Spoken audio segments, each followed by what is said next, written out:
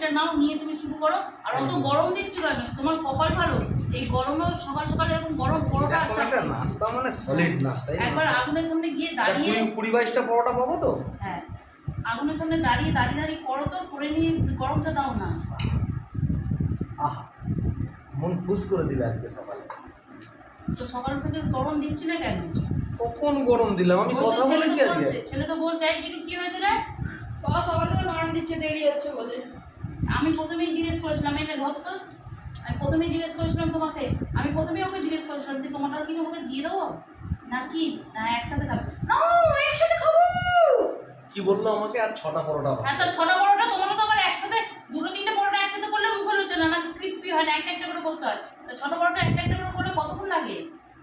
চলো, ঝগড়াঝাটি করে লাভ নেই, আমি এমনিতেও ঝগড়াঝাটি করতে ভালোবাসি না। বলো কাঁটা পিঁয়াজ খাবো?